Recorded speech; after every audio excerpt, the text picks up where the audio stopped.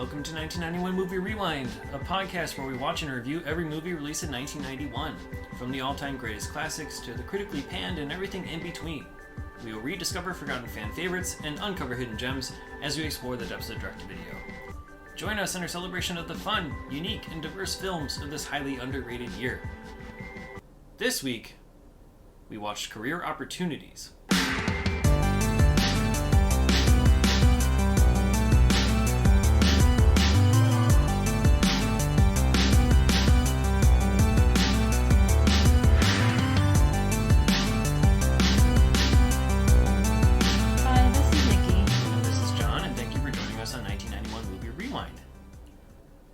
In Career Opportunities, pathological liar Jim Dodge, played by Frank Whaley, can't hold a job and his parents are sick of boarding him for free. Before kicking him out, Jim will have one more chance by working at Target as the overnight cleaner. Alone on the job and locked in the store, it's tough to take work seriously. It's even tougher when he discovers that his crush, Josie McClellan, played by Jennifer Connelly, has been hiding in the store. Screenplay by John Hughes, directed by Bryan Gordon, and released on March 29th, 1991. I'm assuming you've seen Career Opportunities before. Yeah, I've seen it a lot. I think people may or may not be too surprised to learn that I have not seen it, considering my history on this podcast. Yeah, this is my first experience, which is kind of odd. I mean, honestly, I was late to the party on a lot of the John Hughes stuff, aside from Home Alone and Uncle Buck. I didn't watch Ferris Bueller until like late high school. Wow. Breakfast Club, not till late high school either. Pretty in Pink, probably not even till like early college. I don't know. Like there are a lot of his classic movies I just never bothered with, and they weren't part of my childhood. We watched Weird Science together, like 5 years ago, and that was my first time seeing that. So, you know. Well, like 16 Candles? 16 Candles, I think, was probably high school sometime. Okay. Yeah. Yeah, I mean, I didn't get into movies a whole lot until high school, like later in life. I don't know, that's not really later in life, but you know what I mean, compared to others. I wasn't watching movies all the time, and so I missed a lot of the quote-unquote classics, and this was never one that came up on the list, especially when compared to other John Hughes movies. So it kind of continued to pass me by, even though I saw it on the video shelves all the time. And I think nostalgia probably helps this movie a lot. I don't know. Looking at it now, I wasn't all that excited about it. I don't know. It wasn't, it's not my favorite John Hughes movie, that's for sure. So I think people who grew up with it would have like a better, I don't know, perception. Blinded by nostalgia, perhaps, but this is very sloppy to me.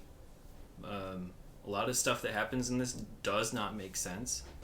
It's not as fun and it's not as comedic as some of the other movies for me, so I don't know. Well, what did you think? Did it hold up from what you knew in the past? Or what did you think about it in the past?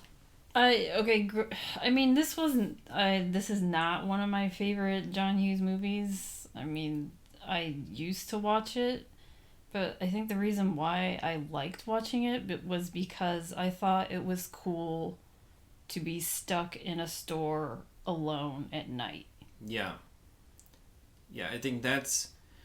Like, that appeals to me as an 11-year-old watching this. Exactly. And so that's what I'm sort of saying about the nostalgia thing. Like, you have, at that era, you have, like, the Toys R Us fun run type of mentality. Yeah. And, okay, now I'm alone in Target and I can sort of do whatever I want. And that's... and that would be a huge part of the appeal. Right. And that's the only... Cause I have not seen this movie since maybe high school, so it's been, like, 20-ish years.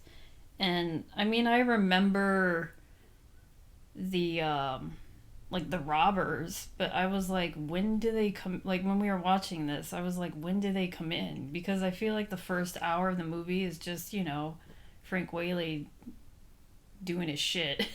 Yeah. Which is fun to me as a kid. I was like, this is cool watching him do, like, eating things off the shelves, like making a mess. And like watching TV, roller skating, like playing music, doing whatever. And that's all I remembered about this movie. And like as an adult, I'm and I watching knew some there of were, those scenes. And I I'm knew thinking, there was robbers because I was like, I know something bad happens in this movie, but I was like, when is this? Yeah, there has to be conflict, right? Yeah. And it's usually over the top conflict in some way with, Hughes movies. Like you have the Ferris Bueller car stuff and the weird chase scenes and things like that. Yeah.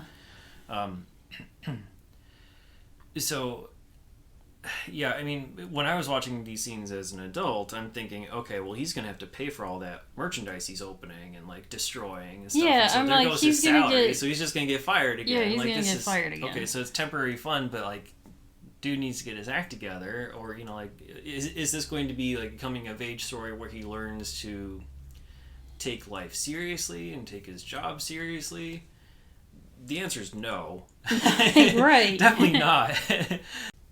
Yeah, watching it now, like he was making a bigger mess than much bigger. the mess that was already there. There is so much crashing into stuff in this movie. And knocking down huge displays of things. Yes.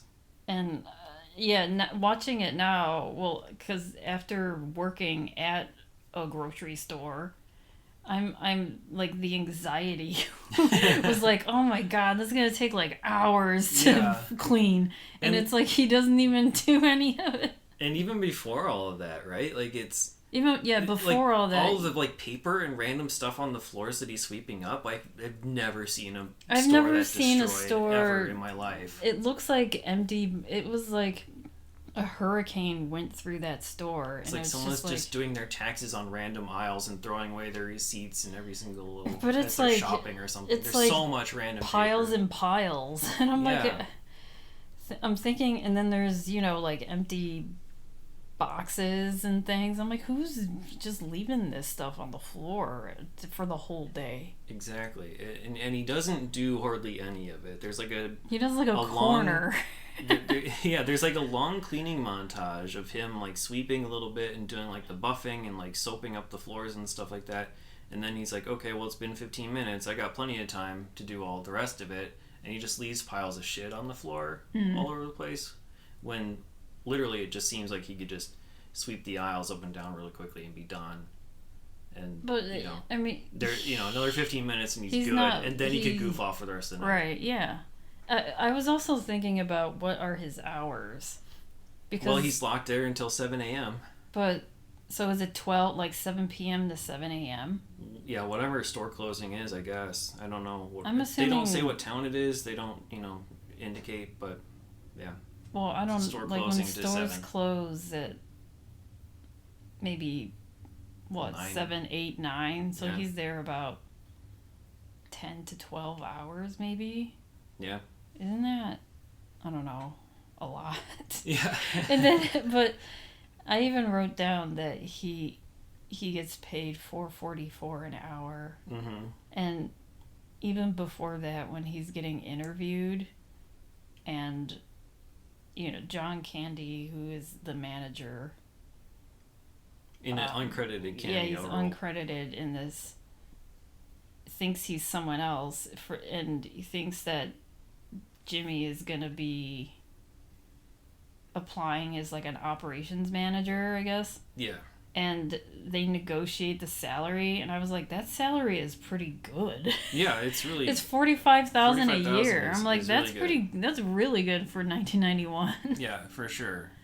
But yeah, it's just a case of mistaken identity type of a thing that gets cleared up really quickly. I think that, and then like with, like this kind of like don't tell mom the babysitter's dead, too, with like getting a job, the same day.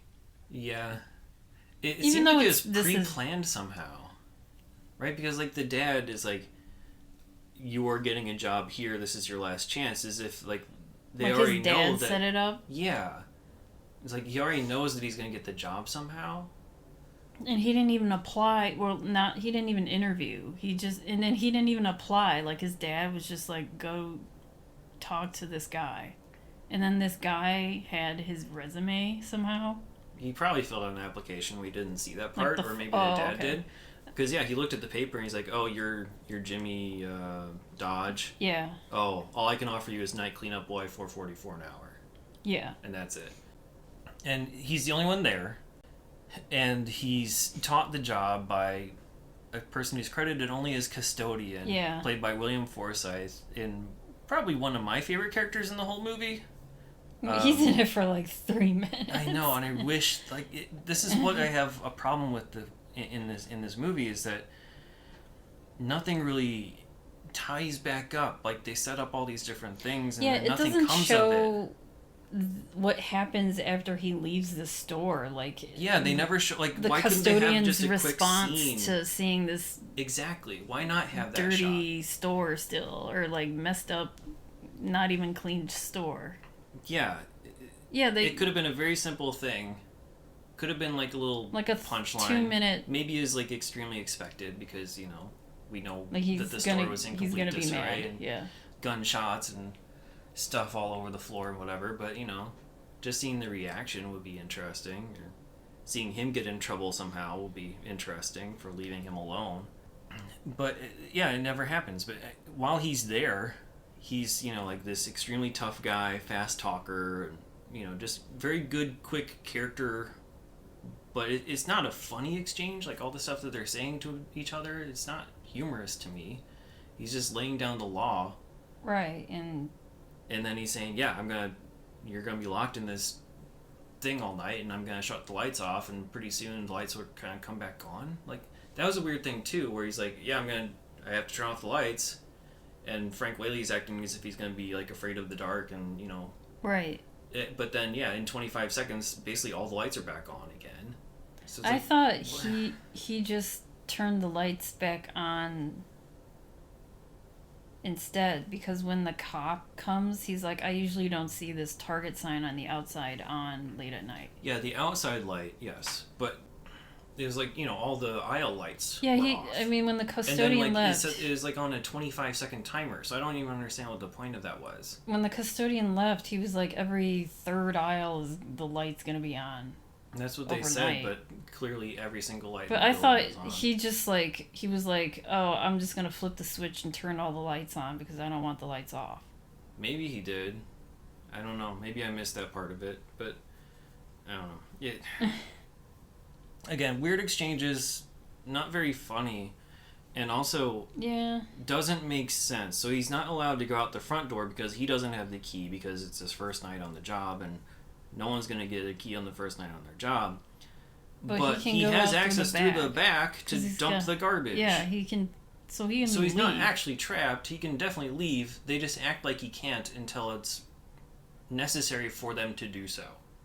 For the plot reason. With the robbers and whatever. Mm-hmm.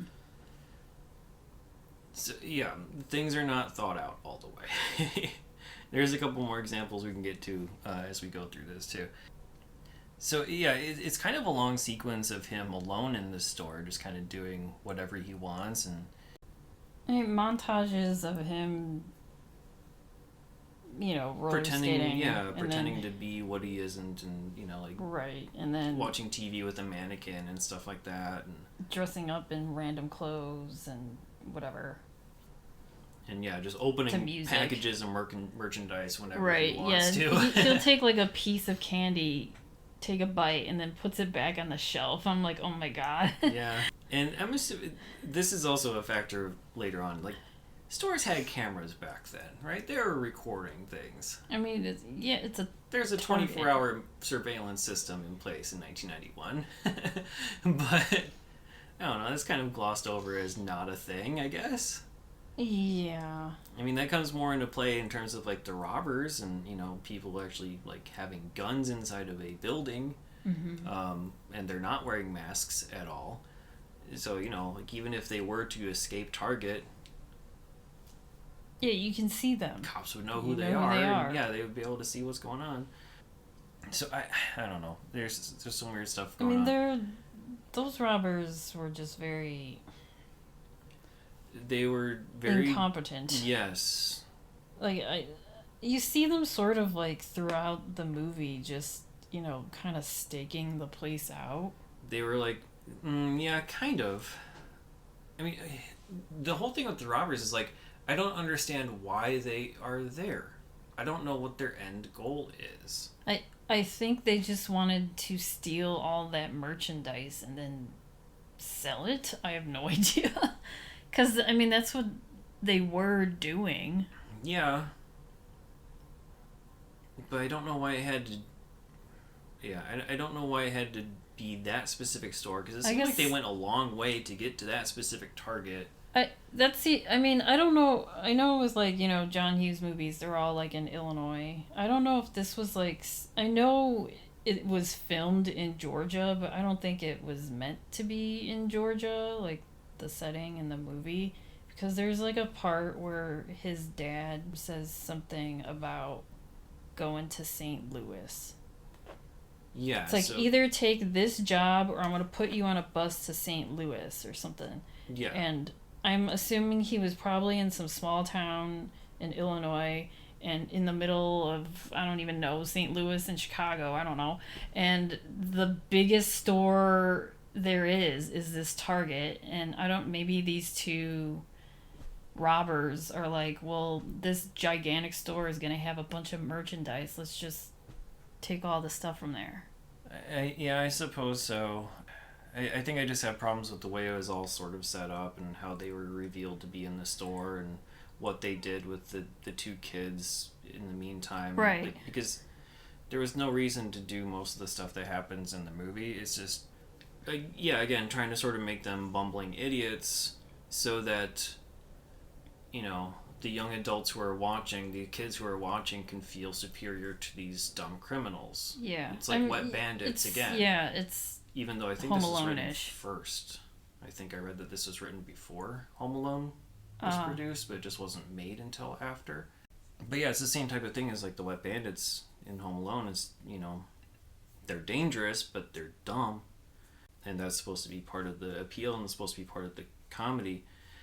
Before we even get to the robbers being in the store, of course, we have Josie in the store.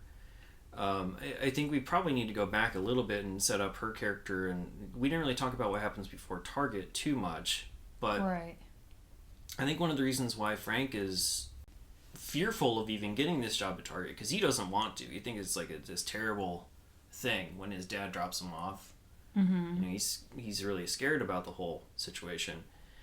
And it's because he has these illusions of grandeur. He always is talking about him being higher and more important than what he actually is, and talking about how he works with like the FBI, and even though he's talking to like dogs, he's not talking to anyone specifically. Well, he's talking to there's like 3 young kids that he's always like, he wants to be known as this cool guy. He really wants the approval of these 3 young kids. Yeah. And maybe it's just because those are the only ones who will listen to his bullshit at this point. Right, yeah. Because, I mean, they're believing whatever he says, and they're like, wow, cool. Like, you're the coolest. And, I mean, that's what he wants to be known as. Yeah, and he doesn't want to be exposed by being seen in Target working this minimum wage job when he's talking himself up and whatever else. Meanwhile, the entire town knows that he's been fired from pretty much every job that he's ever been in. Mm-hmm.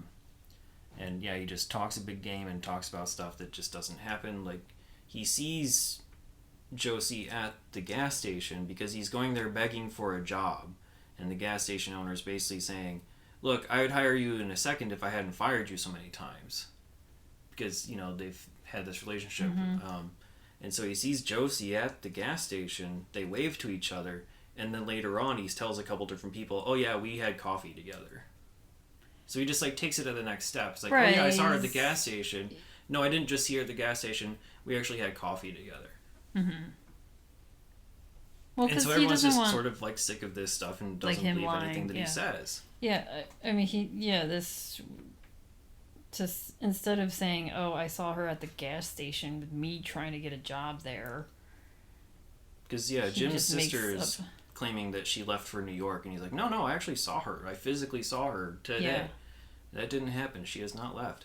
But that's another, like, sort of missed opportunity, is, like, you have this establishing, you know, setup of him being this pathological liar.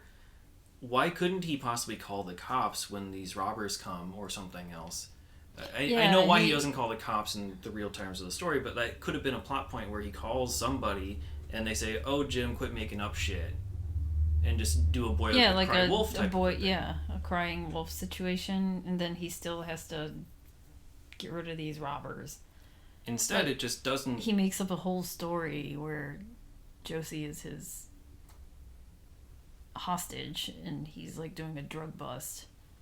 Yeah, that's the only way that it sort of factors in, is that he uses his ability to manipulate and lie to Like temporarily get the one up on the robbers. Yeah, like this story, they believe this story, and then Josie's like, "Oh, your lying is working." And then they lie back. The robbers lie back, and that was stupid too. But yeah, we can talk about like 'cause Josie is she's the rich girl of this town because her father is like a real estate person. Like he just owns. That's what I was getting the impression. Yeah, I don't. Like, I think so. I think he's sort of like a real estate baron of sorts. And when we're introduced to him, he's being visited by couple of lackeys of the governor, trying to convince him that a Japanese car manufacturer should be in the town.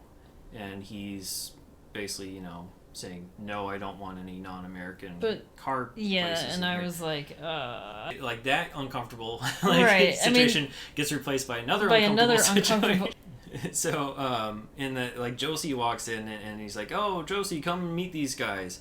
And honestly, the first thing I wrote down was oh, he's using her as a tool, because she takes off her jacket. She seems to know exactly what her dad wants her to do in being sexual to get his way on, you know what I mean? Yeah. That's what I thought was happening, is oh, she's using her sexuality to these older dudes to get a deal. To basically deal made or get something. his dad's way. Yeah. And get these government people off his back or something. But no. The opposite. That was her exerting her own control.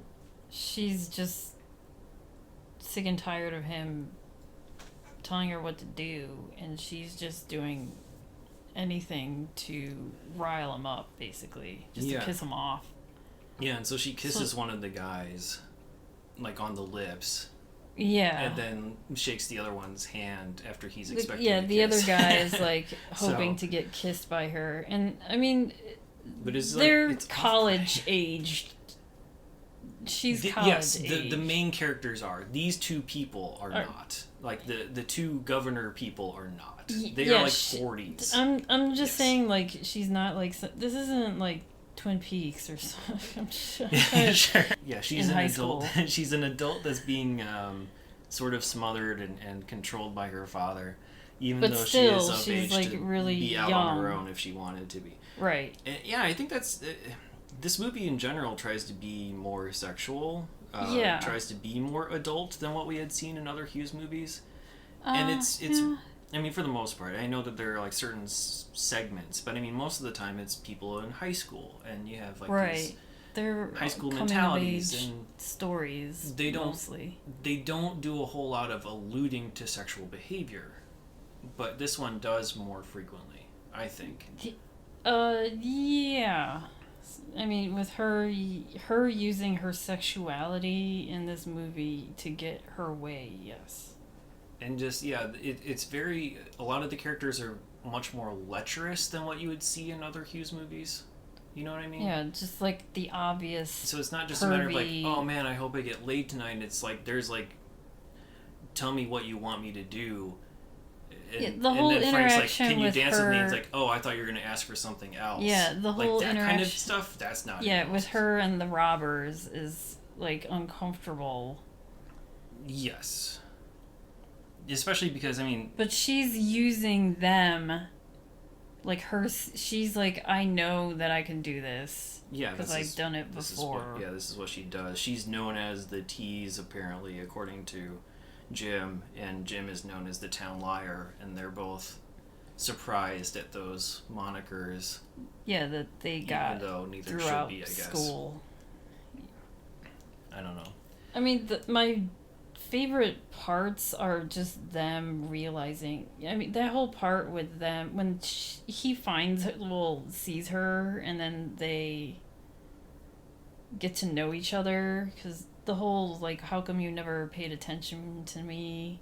throughout basically my whole life because they knew each other from like kindergarten all the way through high school. But she was like, I never, because he's like, oh, you know me, and she's like, I really don't know you. And he's like, but we went to school together from kindergarten to high school. How do you not know who I am? She's like, I know of you, but... And then the part where they're getting to know each other is what I liked. Yeah, that's the best part. Yeah, for sure. Because, yeah, I mean, it's a way to show that rich people and poor people have the same problems, but just they have different the same. perspectives. Yeah, they have the same insecurities. Like, because he wants, he wants to be like this famous guy. Because there's parts where like when he pulls up to the Target and he sees his name on it as Jim Get, like he's just picturing himself as being famous somehow or rich. Sure. Yeah. Again, pure illusions of grandeur and everything. But yeah, she has her own issues with her father and being away. The spoiled rich girl, but I mean, but not just like spoiled. I mean, there is the abusive side of things too. Of her father, but we don't. I mean, it's just like her father is just very controlling of her life.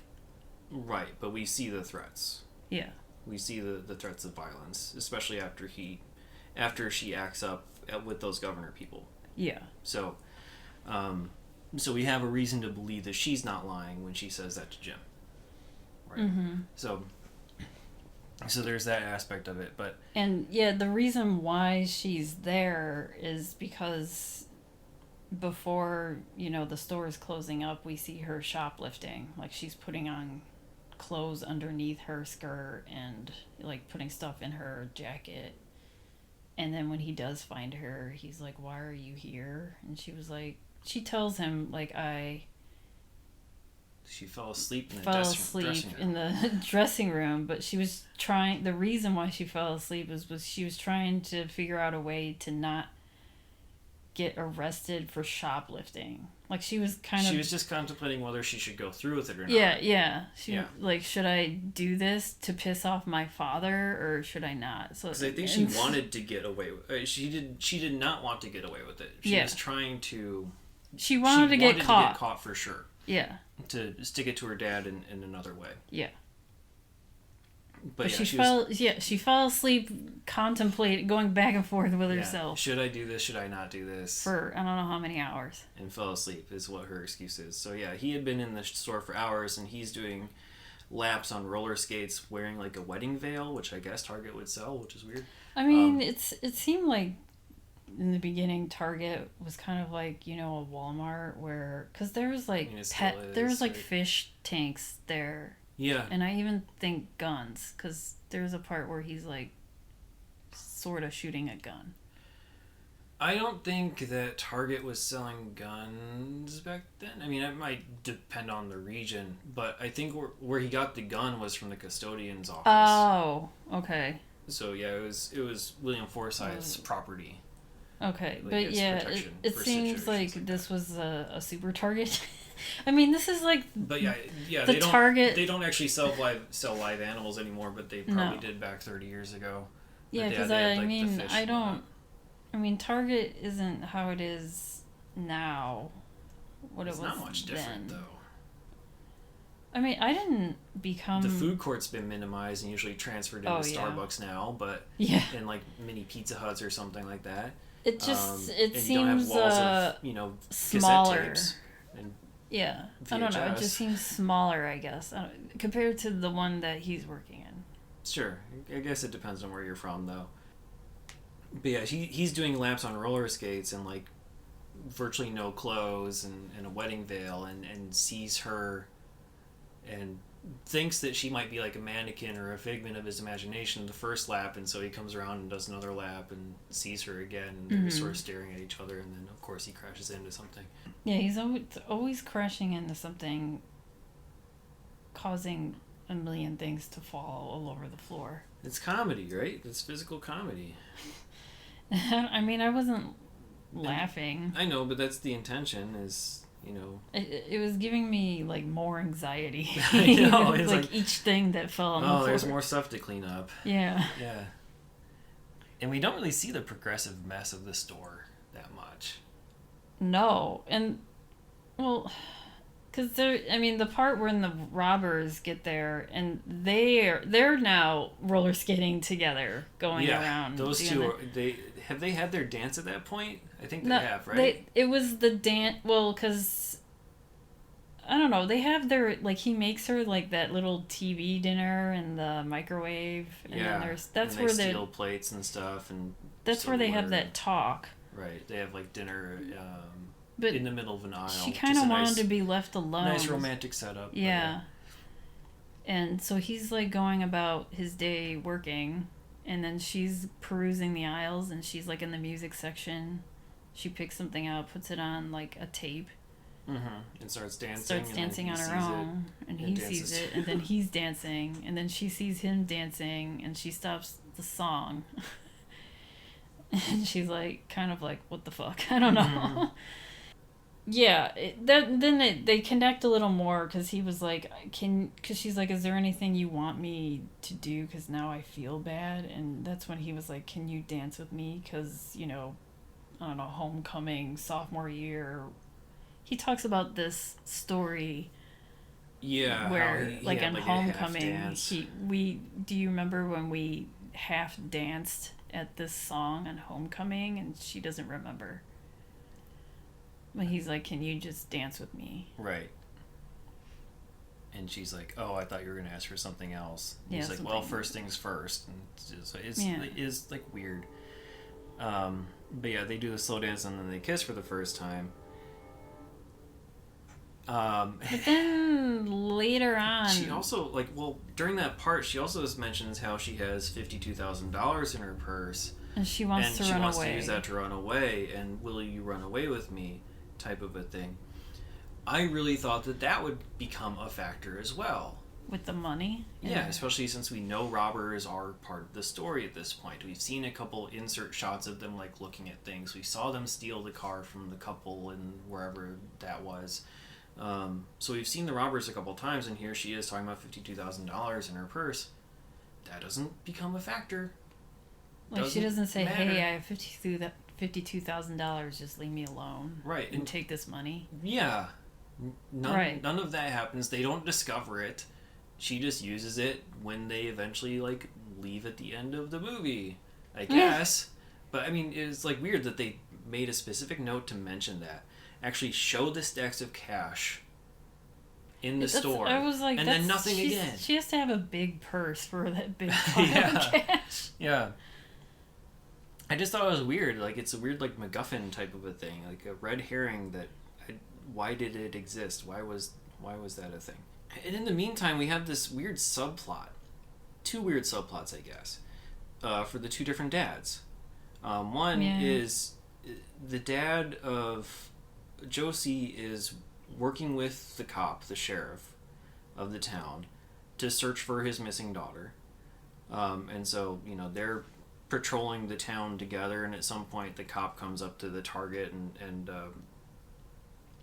talks to Jim about the whole situation to say, hey, have you seen Josie? And that's when he said, oh yeah, I saw her yesterday, we had a cup of coffee together.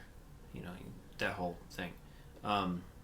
Not letting in that she's in the store behind him, right? Mm-hmm. So not giving up her identity.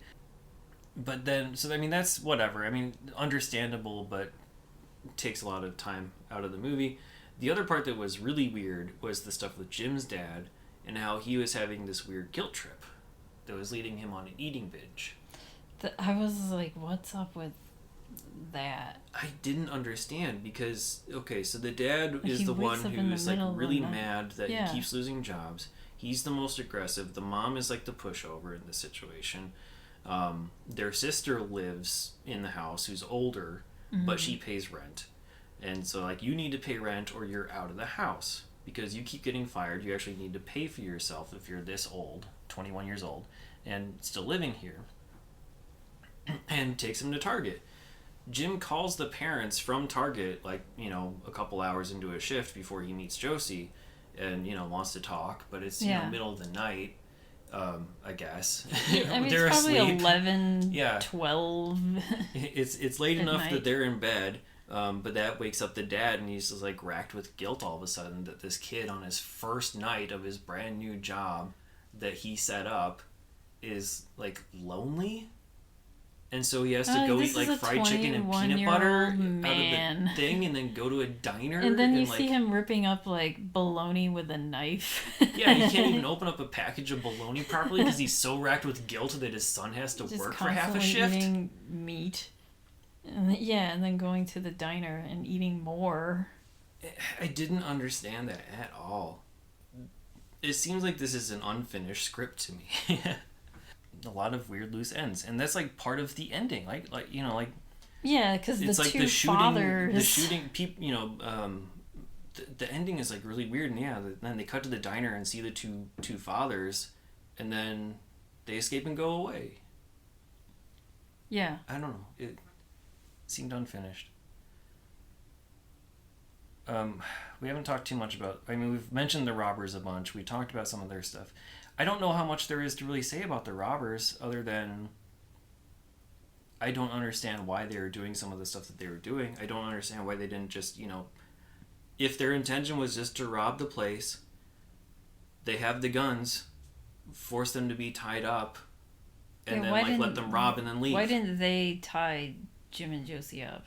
Yeah. Like the way that Jim did to them Somehow, near the end. which I don't understand how he did that, because they don't show it. Well, 'cause they showed that he shot the shotgun through like the front desk or something. Yeah, through like the help desk or whatever, and then that scares the robbers. And then the next time you see them, they're tied up on lawn chairs. Yeah, the cops coming in, because what is it, 7 a.m. now? Because how are they But they both have loaded guns, you know what I mean? Like, nothing makes sense. They could have shot at each other, I get it. Unless the robbers only had one bullet in their guns. Yeah. Because they used it, well, when they come upon the robbers, the robbers tell them to lay down face first on the ground, and they have the guns pointing at them, and then that's when Jim does his own storytelling. Yeah. And seems like with the mob or the FBI or something. I don't even remember anymore. Some sort of drug cartel, some story. Yeah, and then Josie is his hostage. And that's when he convinces the robbers to give him his guns, and the robbers are like, oh, those are just fake guns, or they're empty. Yeah, they're not loaded. But... And then he gives them back. He gives them back, and I'm like, okay. Looking through the barrel or anything. Right, yeah, I was like, why? Or, like, why are you people believing each other too much? I don't know. Yeah, or, just keep them with it. Even if they are unloaded, just... No okay, one's they're like mine skeptical now. in this. It's like, okay, well then you won't mind if I just keep it. Right. Know. Simple little things. But then they were like, oh, we lied, and they shoot one of the guns, and that's what scares them. And that's when they get, That's when they sort of hide in this area. What? The dressing room? The dressing room. Yeah, they're able to escape. And they come up with a random... Josie's like, I have a plan, let me handle this. She's like, I'm going to convince them that I want to be a part of their plan. Right. And then when we're gathering all these items into the back of the car, I'm going to take the car and run off, but then come back and get you? Yeah. I was like, the robbers are still there. Like, what, are you going to circle around the front? No, I think the original... But you can't. I think the original plan was that she was going to leave with them. Oh, okay. And then find some way to get rid of them and then come back for Jim later. But not even she the same doesn't. day. I don't know if the intention was even the same day. But yeah, obviously plans changed at some point. Yeah. But even before that, like, they're hiding in the dressing room in such a stupid way too, where they're actually like lying like on the ground underneath the bench and like, oh yeah, the robber won't look here. If I'm looking under stalls, if I'm looking under doors, like in a bathroom or a dressing room situation, I'm looking under and I'm looking under and I would see. Yeah, and over. But the robber only looks over Yeah. because that's what the plot this requires. this is very wet bandit mentality. But I mean, it's still like a complete opposite. I think first instinct is to go under and then maybe look over if you're tall enough to reach the door and look over. I would look under first too and then over. So that's why I was like, they're gonna see them. But it's also another way to like add some sexuality. Like, oh, do you want to be on top or do you want to be on bottom? Yeah, you know, that kind of stupid it's dialogue. like more awkward situations between Josie and Jim. But I don't know. At some point they escape that, but they're able to get through and I don't know. I don't even remember exactly how it all shakes down. But at some point, they're eating hot dog or corn dogs. Yeah. And she's riding the mechanical pony thing, which is like the iconic scene that I've seen of this movie. That's everyone's favorite scene that is attracted to women. Yeah. And that's what she uses to convince the guys that, hey, I want to be on your side. Aren't you so cool? Type of a thing. And what I found most fascinating about that scene was that Jim was eating his corn dog from the side, like an cob. Actual corn cob. Yeah. Instead of front-wise, like every other person in the world would. Well, because you would just get bread. It would just be breading first. You gotta take a big enough bite and you're good. But then wouldn't it fall apart if you take a big bite from the side? Have you ever eaten a corn dog before? Yeah, but the way that Jim's doing it, wouldn't it fall apart if you're eating it sideways like a corn on the cob? Yeah, at some point. Like the top part's gonna like weigh down. I don't know. I just thought it was weird that he was eating it from the side. Well, yeah, me too. I'm agreeing. I'm just saying, wouldn't it fall apart? I thought you were saying don't eat it from the front because you're only going to get bread with the first bite. No, if you eat it from the side, you're going to get bread as the first bite. Unless you take a big chomp. Yeah. But wouldn't that be, like, too hot? Because usually the first bite, you got to eat the top so it can, like, air out. I don't know. I always put ketchup on mine, so you gotta dip it in the ketchup. I'm not gonna dip the sides in ketchup and then eat it. Oh, forget it. We're going on a tangent about corn dogs. That was the most fascinating part about the corn dog. The corn dog, and like, why from the side? Like I don't know. His character is not very well defined. He's trying to be like the quirky guy. Yeah, it's like this weird mix of Ferris Bueller and Ducky. Yeah, exactly. But like the worst components of both. Yeah. So. Because he even has, like, the hair of, like, Ducky. Yeah, he has the Ducky hair, the curl. And he has, I mean, when we're introduced to him, he's basically talking to the camera. But like Ferris the reveal is that he's talking to dogs at his job before he gets fired for some reason that we don't know. Yeah, we don't know, because he's just chilling talking to dogs. I'm like, why would you get fired? And then as soon as he's fired, the dogs are barking. And he's like, see, the dogs love me. Yeah, I don't was he? I guess maybe all he did. Yeah, maybe he was supposed to like pick up dog shit and clean the kennels or something, and all he was doing was talking to them. Yeah, he probably did nothing. But I don't remember them saying a reason while he was getting kicked out. No, of they the just job. kicked him out. But yeah, he talks to the camera like Ferris Bueller, at least in a couple of scenes like that, where it's like a fake reveal where it's not actually to the camera, and he tries to be all cool for school, but he's failing. Where was I going with that? I don't know. Anyway, Jim gets jealous of the whole plan for some stupid reason. Well, because she's, like, using her sexuality to seduce these two dummies. Yeah. And it's succeeding. Right. And I think he's like, oh, this is... Jim is probably like, oh, this is actually working, and I don't like it. I think he's honestly worried that she is going to leave with them and that she's actually telling the truth. Like Stockholm Syndrome. Yeah, within, even like, though she told him that this was the plan all along. Yeah, but I think she's just doing too good of a convincing job, and I don't know, whatever. Yeah, he's getting jealous, and basically she says, literally, Jim, don't be an ass. Mm-hmm. It's like, this is the fucking plan, dude. like subtext. Right. But this is the plan, dude. As don't they're be an like ass. taking boom boxes and whatever electronics, I was like freaking out with Jim getting fired. I'm like, the custodian's gonna come back and be really mad. I mean, at least you have an excuse at that point. Hey, the store was robbed. Yeah. That's easy. But I feel like he would still be fired. Oh, yeah. by allowing that to happen. And by the way, we're assuming that the robbers got in through the back. Right, while he was going back and forth throwing out garbage all night. Which, again, goes against the whole thing of, you were locked out. Yeah, but he probably left that back door open, like, the whole time. Yeah, because you have to be able to dump the garbage at some point. Yeah. They can't get out through the front, I guess. So they have to get through the back. And yeah, he's also worried, you're going to be an accessory to this crime. But, like, who the hell would know besides him?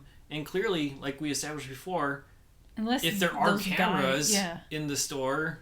Those guys get caught with thousands of dollars of, like, electronics. It's also really easy to say, hey, these guys made me do this or else they would kill me. Yeah.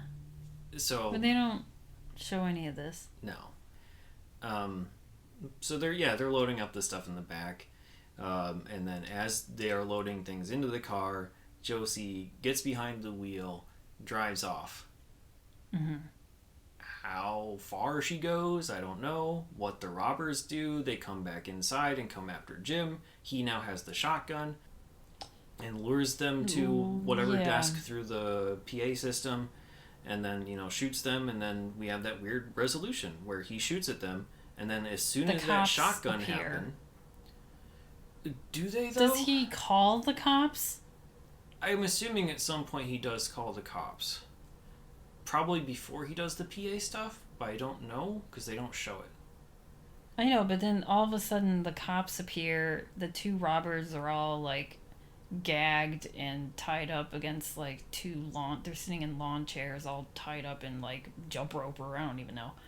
Yeah, but, like, before we even see that, we see that cutaway to the diner. So, like, he shoots at them through the thing, and then the very next shot is the two dads at the diner. Okay, so the two dads, one, Josie's dad is so tired because he spent the whole night looking for her. Can't find his daughter. And then Jim's dad, who's still, like, eating his head off at the diner. Yeah. And then it comes back to the cops finding the people. Josie comes back in the daytime to get him, like when the store opens up again, I guess. Yeah, but wouldn't...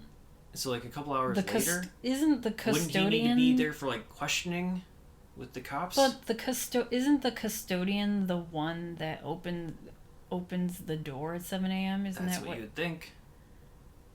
I think it's still locked at that point. Wouldn't he have the questions? I think it's still locked at that point, because I don't know if he exits the door. Yeah, she comes for him and they just go. on opposite sides of the glass. But I don't think they show them going. I just think they show her coming back for him. I think they're on opposite sides of the glass, and they don't ever, But they show them near the end. They show them in that limo, maybe. Yeah. That's he comes later out, on. Yes.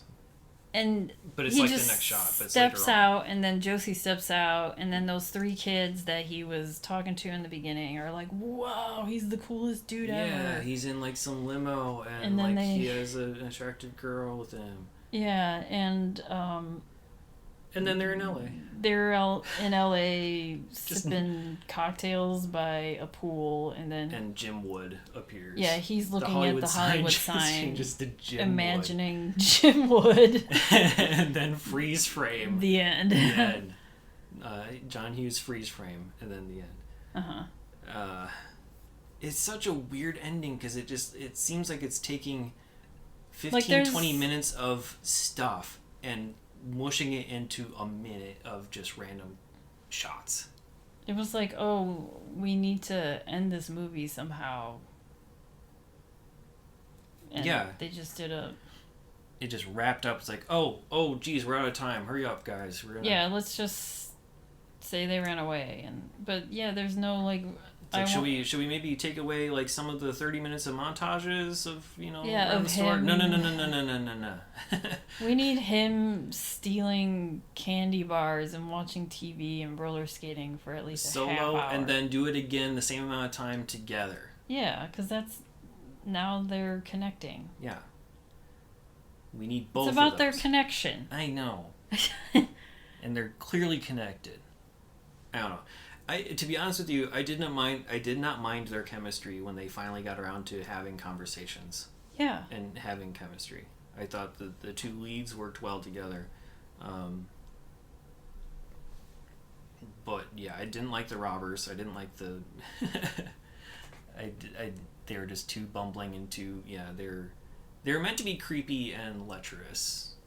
You know, they're super, like, Dermot Mulroney. Dermot Mulroney. Whenever I saw like, him in a movie, I always thought of him as the creepy dude in Career Opportunities. Yeah, he has like greasy and like dirt stash, and he's like licking his lips and like, stuff, and just leering at her. Yeah, he's very creepy in this movie. And then Kieran Mulroney, who's real life brother, plays the other robber. He's just kind of there. He's like the Daniel Stern. He's not like, as it's very, like, active and bumbling. Also, like, Raising Arizona, those two guys. Like, yeah. I'm wondering if starring William Forsythe. yeah. Like, I just thought of that because I was thinking of Dermot Mulroney just being very greasy and like pervy. Yeah. I don't know. Yeah, it's definitely gives that type of a vibe. So yeah, a lot of stuff happens in this movie, but very little of it makes sense, and there's a lot of things that are set up that don't resolve properly, in my personal opinion there. So, hey, at least those 3 kids are happy though, right?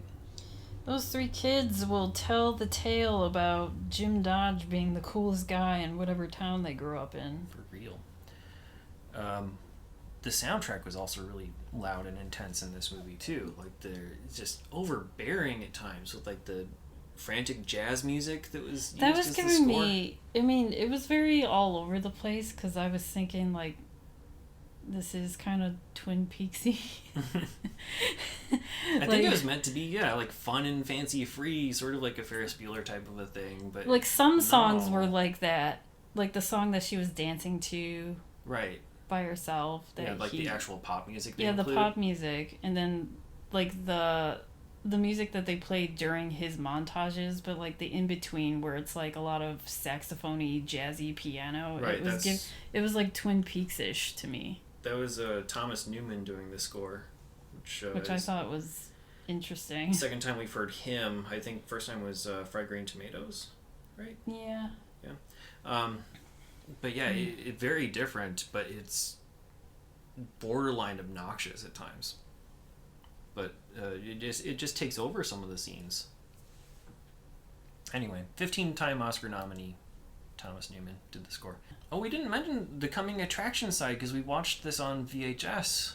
And like, it was we're not seeing previews anymore. We saw like one commercial for Universal Studios Florida, which was different than the one we saw in Cape Fear. Yeah, but that was such a 90s thing. Yeah.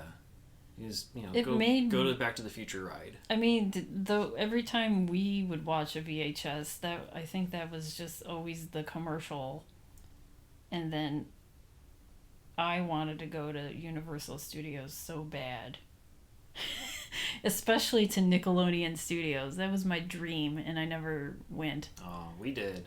Well, okay. It wasn't super exciting, to be honest with you. I remember a lot of hallways. And I just it was just people talking as we see... walked through hallways. We didn't get to see any of like the sets. I want to see some sets, and I wanted to see someone get slimed.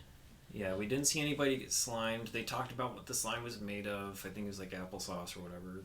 The common answer that people probably are, And then at the end, the coolest part was that they played like a Simon Says type of a game to recruit people to possibly be on Nick game shows. Oh, well, so like if you won the game of Simon Says, then you were eligible to be Double Dare? Interviewed, for Double Dare or whatever.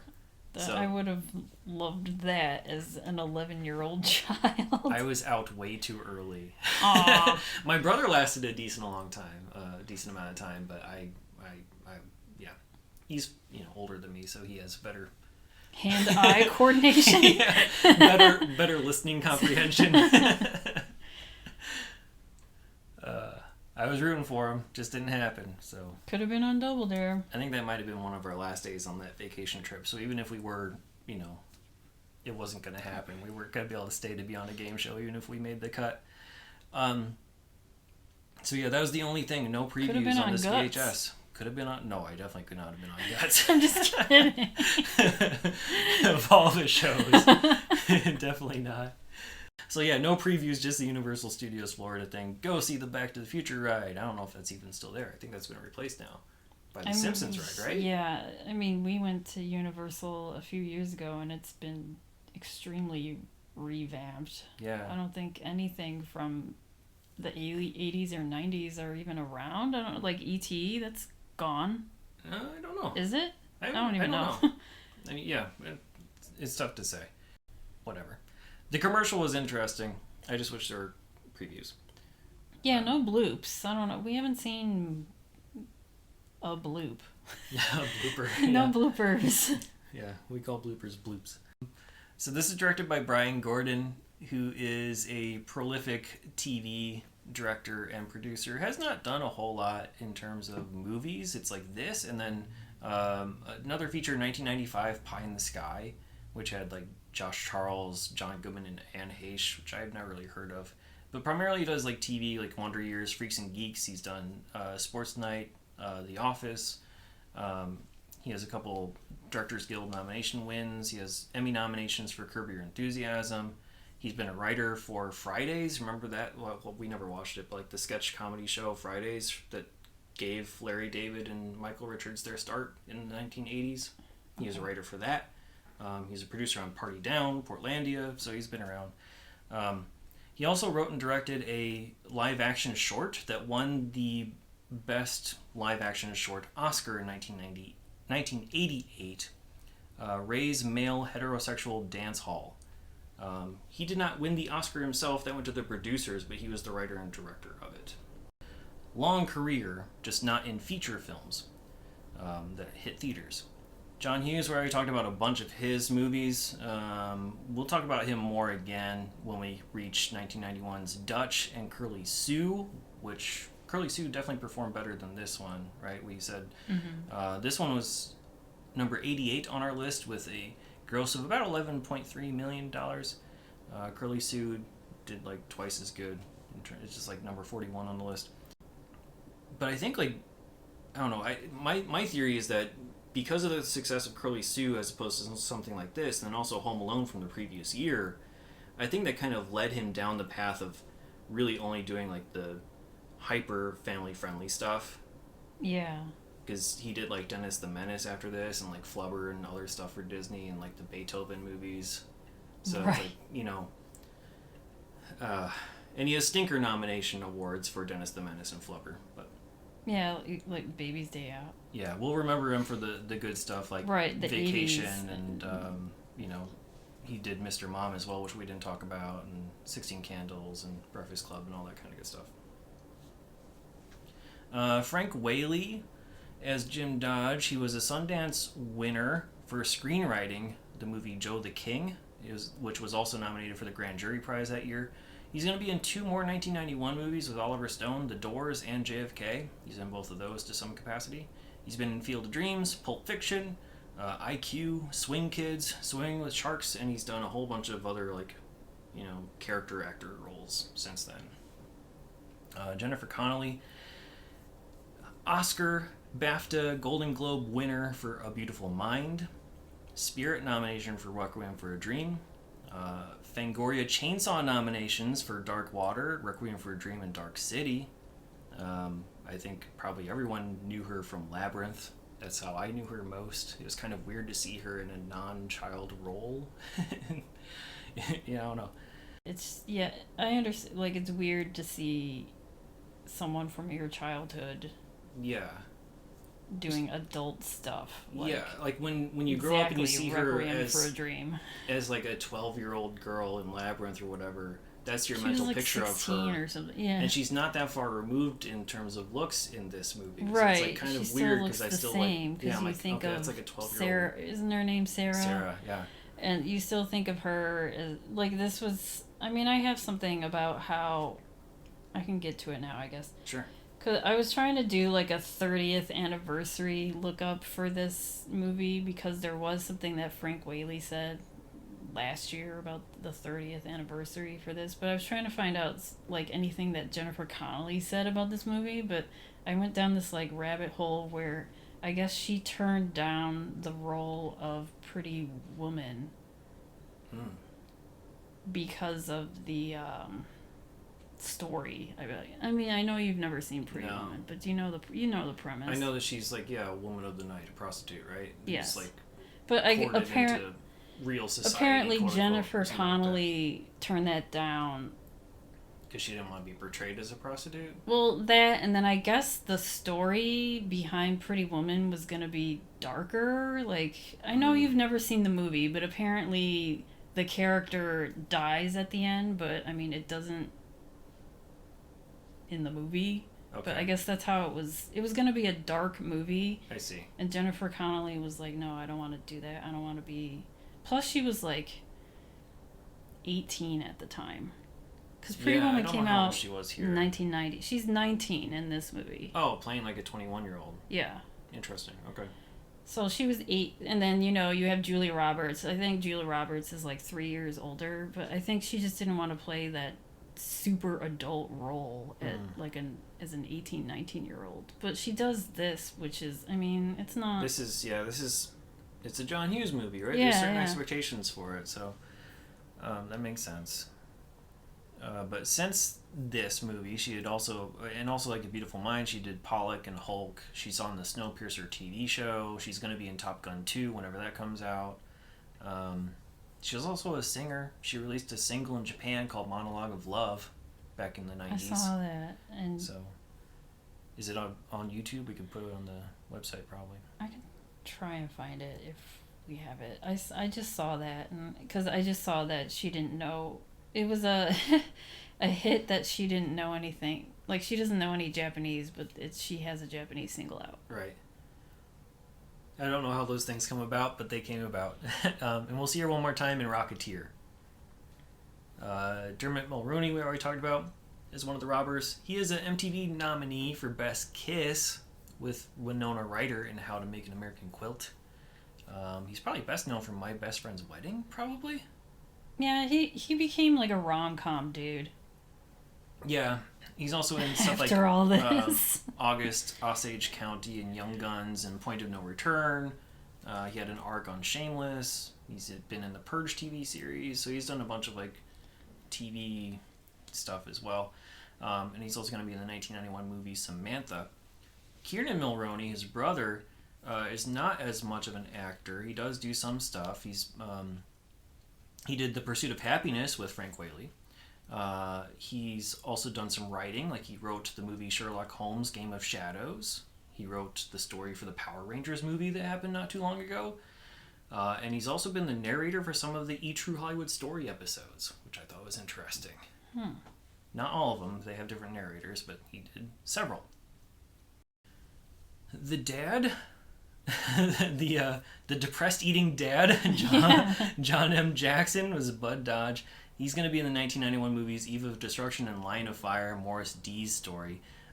He's known as Admiral A.J. Chegwidden on JAG, and has done that for like 188 episodes. I've never seen an episode. I've never seen an episode of JAG either, but he's been on a bunch of them. He's also been in such movies as like Hitcher and Sid and Nancy and A Few Good Men. And interestingly enough, his son Connor Jackson was an MLB player with the Diamondbacks. So, I recognize the mom more than I recognize the dad, Jenny O'Hara. It's Dottie O'Dodge. We've seen her already in Cast a Deadly Spell. She's also on a couple of TV shows. She's done some work on King of Queens. She was on the Dangerous Minds TV show, not as the lead. That was Annie Potts that played the Michelle Pfeiffer role in the TV series of Dangerous Minds. And she's also in a series called My Sister Sam, which was Pam Dauber from Mork and Mindy, after Mork and Mindy. Oh, okay, yeah. And then she's also been on like Mystic River and a whole bunch of other stuff. Noble Willingham, who was the Josie's dad, he's a Spirit-nominated actor as well for a movie called The Corn Dog Man, which I've never heard of. Does he eat a corn dog Sideways? Sideways? I don't know. We'll have to watch and find out. Is that like the daring character choice that earned him the nomination? He's going to be in several other 1991 movies, including City Slickers, Last Boy Scout, and Sweet Poison.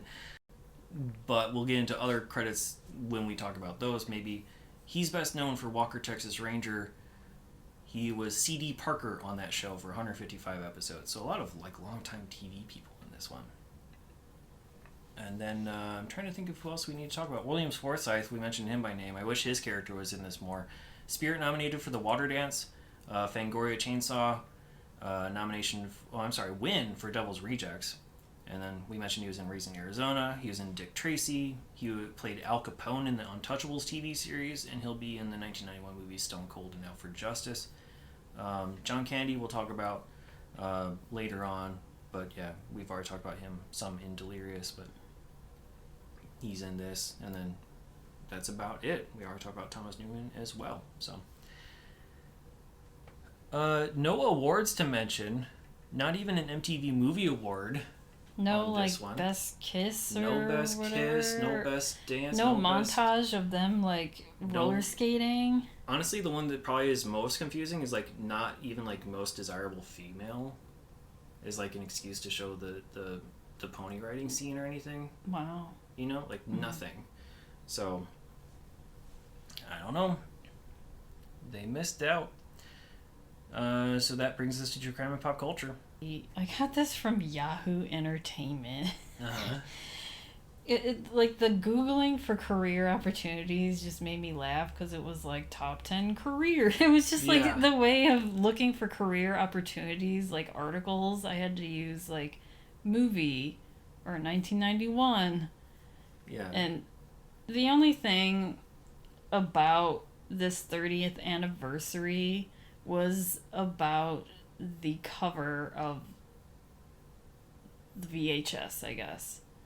And then how Frank Whaley, it's just someone interviewing Frank Whaley and his first thoughts of what the movie was going to be. And he didn't realize that the cover or the billboard was going to be so provocative. And he didn't know that this movie was going to be considered that way until he saw the billboard when the movie was coming out, where it's the cover of the VHS where she's like on his shoulders and you in her tank top. Right. And obviously you see like the her only thing cleavage. that's provocative about it is that she has cleavage. Right. The rest of it is like, yeah, it's basically like they're both smiling and happy and like mid laugh. Yeah. With like a piggyback ride type of a situation. And I guess the first time he saw that, he was just surprised of the picture they chose, because he's like, we did so many poses together for this movie, and he's like, I'm surprised they chose that, like the one like showing her cleavage, I guess. And that was pretty much what this article was about. That's what I was trying to find. And like, did Jennifer Connelly say anything about this? And there wasn't anything.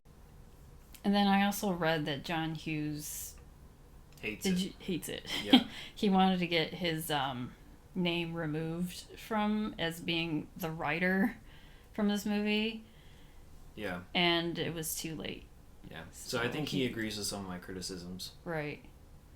And who knows how much of that was in the original script versus what I think, I mean, a lot of the good stuff, like them connecting together and them sharing their insecurities, that's very John Hughes writing. And then I don't know, like, because isn't this movie also written by someone else?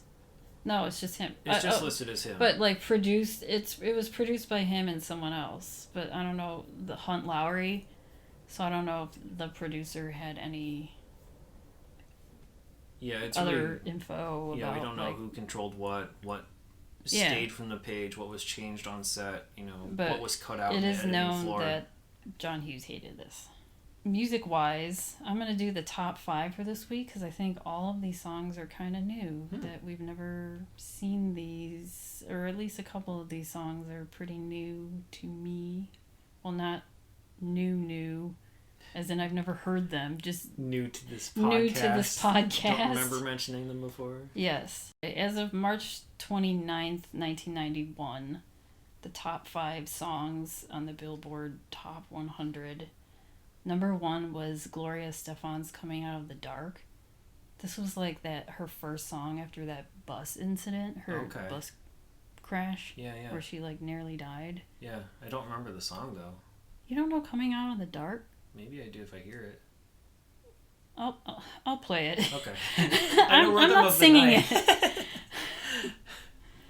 Number 2 is One More Try by Timmy T, which that's been on the charts before. Number 3 is This House by Tracy Spencer. I just listened to the song right before we recorded because I didn't recognize this, but I know this song. This is like another freestyle type of song. Like One More Try by Timmy T, that's freestyle, and this was just like another one. Okay. Number 4 is Hold You Tight by Tara Kemp, which we've spoken about before. And then number 5 is I've Been Thinking About You by London Beat, which we've also spoken about.